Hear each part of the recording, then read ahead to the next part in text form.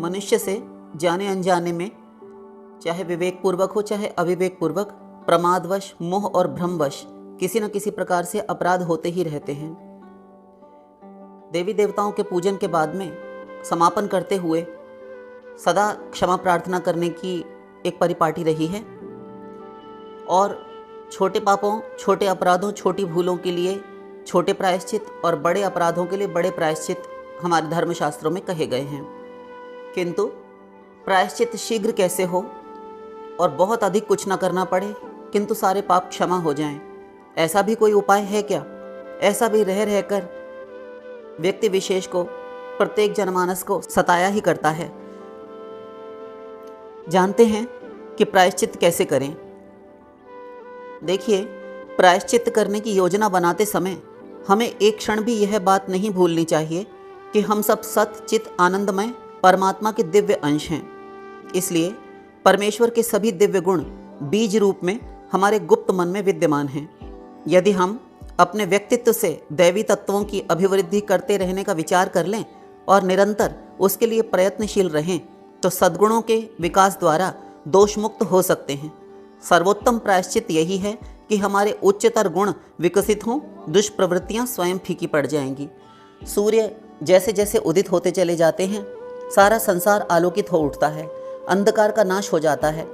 शिव महापुराण में भी यह बात आई है कि जिसे अपने किए गए अपराधों, पापों, गलतियों, भूलों पर पश्चाताप है, आत्मग्लानि है, उसका प्रायश्चित हो गया। गलती और पाप की आदत तब मिटती है जब आंतरिक मन से उसकी दुरुस्ती की जाए, यह निश्चय कर लिया जाए कि अब मैं गलती करूँगा ही नहीं, दृढ़ संकल्पबद्ध हो जाए।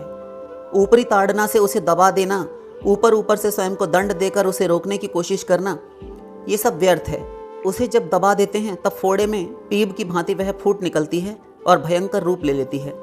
प्रत्येक गलती को दबाने के लिए उसके विरोधी सद्गुणों को विकसित करने की आवश्यकता होती है। अर्थात जिस कारण गलती, अपराध हो रहे हैं, भूलें हो रही हैं, उनके विपरीत आचरणों को काम में लाए, सद्गुण विकसित करें। यदि आप चोरी करने की आदत का प्रायश्चित करना चाहते हैं तो सच्चाई को विकसित करना होगा। बेईमानी, छल कपट छोड़कर ईमानदारी अपनानी होगी। यदि कपट और मिथ्याचार से मुक्ति चाहते हैं तो सदाचार, सहयोग, सत्य और सेवा की भावना को बढ़ाते रहिए।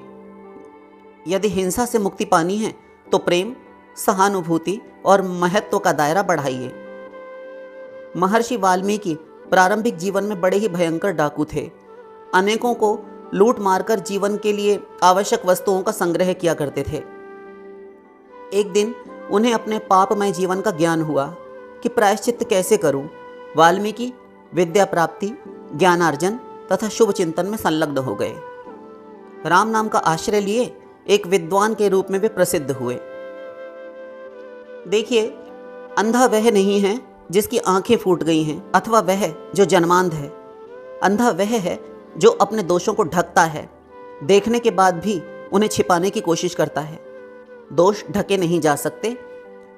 तो व्यक्ति जिसे अपने दोष नजर आने लगे हैं, दूसरा बताए ऐसी बात नहीं है, स्वयं को भी दिखते हैं, किंतु पश्यन् नपि न पश्यति, जो स्वयं देखकर भी नहीं देखता। सद्गुणों के विकास द्वारा उन्हें फीका किया जा सकता है। सद्गुणों के विकास का मार्ग भी उतना ही सरल है जितना दुर्गुणों की फैलती हुई कटीली झाड़ियों का। यदि हमारी दृष्टि अपनी प्रवृत्तियों, अपनी बुरी आदतों को थोड़ा सा संयत करने की ओर रहे तो विकास सही दिशा में हो सकता है। सद्गुण एक दैवी संपत्ति है जिसे अपने चरित्र में धारण करने से मनुष्य उच्च स्थिति में प्रविष्ट होता है। प्रत्येक सद्गुण से मनुष्य सुवासित और प्रकाशमय हो जाता है। किष्किंधा कांड में भगवान श्री राम लक्ष्मण जी से कहते हैं, जिमि सद्गुण सज्जन पही आवा। जिस प्रकार सारे गुण सज्जन के पास चले आते हैं, उसी प्रकार सिमिटी सिमिटी जल भरा ही तालाबा। जब चौमासा आया, वर्षा ऋतु आई, तो सारा का सारा वर्षा का जल पृथ्वी पर बहते हुए तालाबों में आकर मिलने लगा। इसी को देखकर भगवान ने यह दृष्टांत दिया था। तो आप समझ गए होंगे कि प्रायश्चित करना कितना सरल है। जिसे भीतरी मन से, हृदय से आत्मग्लानि होने लगी कि मैंने यह पाप कर दिया, मुझसे अपराध होने लगा और हो गया, इसका प्रायश्चित मुझे करना है, और भीतर ही भीतर उसे एक जलन होती है कि मैंने ये क्यों किया, बस उसका प्रायश्चित हो गया। वेद के अनुसार समझ लेते हैं। भद्रम नो अपि वातय मनः, ऋग्वेद 10:20:1। हे परमात्मन, मेरे मन को कल्याण की ओर ले चलो। फिर से कहा, असंतापम में हृदय मुर्वी, अथर्ववेद 16:3-6। अर्थात हे परमात्मन, मेरा हृदय संताप से रहित होता चले। अपनी दुर्बलताओं, दोषों के दर्शन करके जो मेरे मन में ग्लानि उत्पन्न हो, जो जलन पैदा हो, वह सत्कर्म और शुभ विचारों के द्वारा दूर होती चले।